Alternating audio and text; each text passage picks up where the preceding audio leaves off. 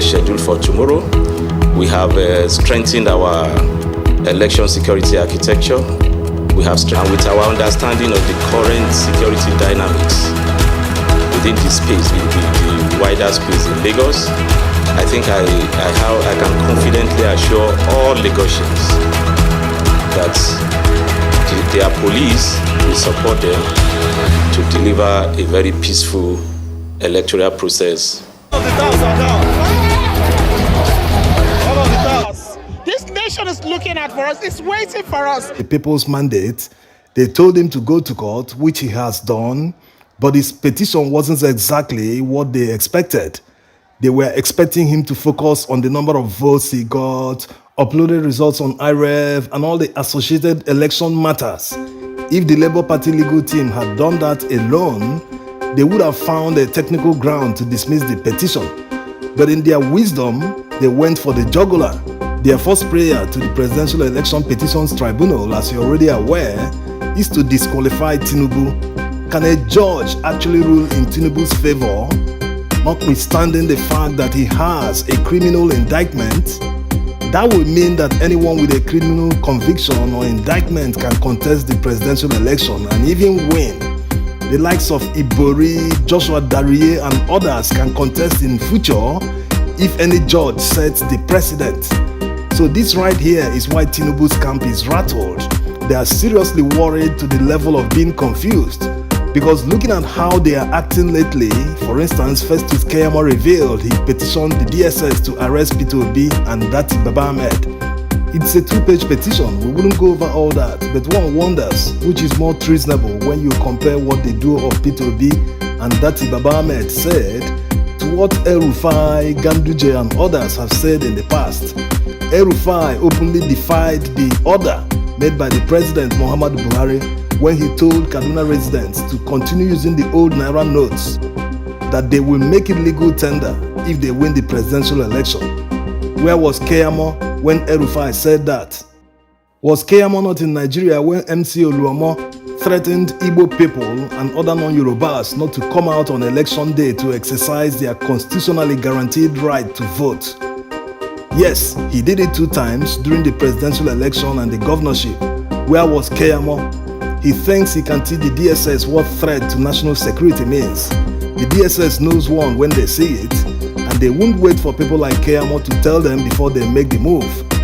Tinubu's camp are aware that foreign security agents, the USDEA or the FBI, will be coming to testify on his US indictment at the Court of Appeal. Can they buy their loyalty? The world is watching. Look at how Peter Obi's petition was covered by the international press. The world is interested. They want to know the outcome, how the judges will decide. Also, many seem to get it wrong. The aim of Peter Obi's legal team is not to get Tinubu jailed or anything. After all, he made a plea deal with the US authorities. Their ultimate aim is to bring the foreign witnesses in court, put them in the dock, and ask them questions which will lead to their narrating the involvement of Tinubu with narcotics trafficking. His relationship with the guys already sent to prison because of the case. You can imagine the humiliation it will bring to Tinubu. Not that he had any reputation anyway, but they will use this method to make it practically impossible for a judge not to disqualify him. And all this will happen while the world is watching. So it's a pity that Labour Party legal team will be doing the job that Buhari and APC should have done before the primaries. They allowed themselves to be cowed by Tinubu's posture that he made Buhari president, that he was his turn and all that. So it's a pity that the job will be done in the full glare of the international community, thereby bringing disgrace to Nigeria. And for people thinking that this is a pre-election matter, no. It's one of the grounds a candidate can question the election of someone. Look at section 134. In fact, it is the first option. There is no perfect crime, they must leave traces. It's obvious that this rigging started before the primaries. Remember that APC postponed their presidential primaries so that they will know who will emerge at the PDP primaries. When Atiku emerged, it was already a given that Tinubu will emerge.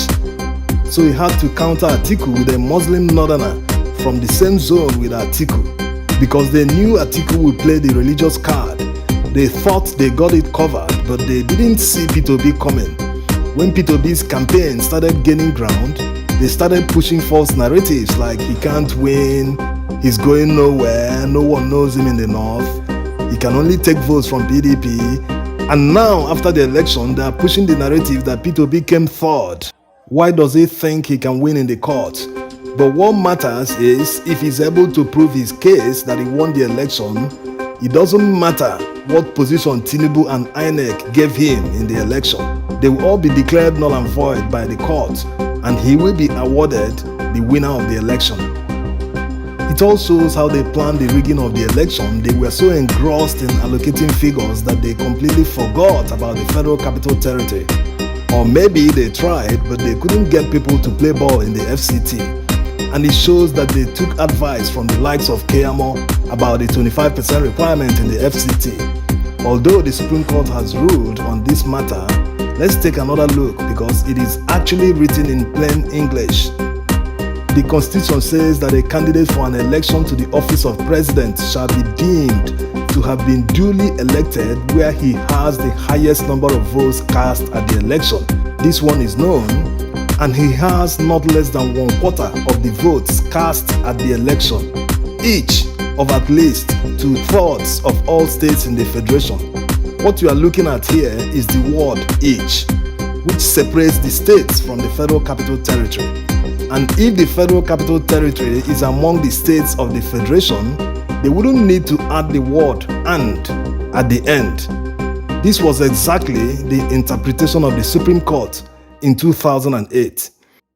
So Tinubu's camp knows that without the court hearing the main plea of P2B, they would have reached judgment on the issue of non-qualification and non-obtainment of 25% in the FCT. That's why they are running helter-skelter. The way they didn't see P2B coming was the same way they didn't know about the FCT requirement. Also, it makes one question if the whole thing was a setup by the INEC chairman. Are they saying that INEC doesn't have a legal advisor? Even after the statement by the former INEC Commissioner Mike Igini that the FCT is required to declare a winner. Also, Olisa Bakoba, a former NBA chairman, wrote INEC on the same issue in January. Anyway, all these unforced errors are the advantage of P2B and the Labour Party. Let's see how the judges will decide. The world is watching. Now, let's go back to Abia State election, which was finally called by Professor Nnenna Oti.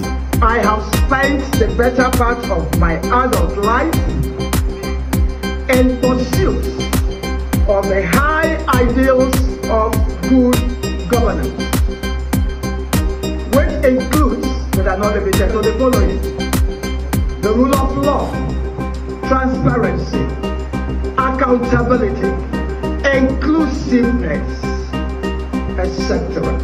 Yes, there's no question about her integrity, unlike another professor in Enugu who confessed that he was given the figures in Abuja to announce that he doesn't know if the figures are real or not. One wonders why he didn't emulate what the professor did in Abia State. Anyway, the Labour Party candidate will challenge the declaration in court. Let's see how it goes. In Abia State, the PDP manufactured figures, but the Prof and Labour Party resisted. Obingwa local government area has a total of 157,000 voters, and the PDP rigged and wrote 108,000 votes from the local government area alone, which became higher than the PDP candidate got in the remaining 16 local government areas. How possible can that be? In the end, the true votes of the people were allowed to stand, as you can see the real vote numbers from the local government area. Also, the joy and carnival you see in the streets of Abia is because the people have finally defeated PDP that has held the state down for the past 24 years with nothing to show for it. From secondary school teachers who are being owed salaries to college of education workers, pensioners, local government workers, many workers are being owed many months of salary arrears. And the governor-elect has already said that payment of salaries and pensions will be his top priority, and he hopes to clear them before the end of the year. Congratulations to the people of Abia. You finally defeated the people that have held you down for many years. Thanks for watching.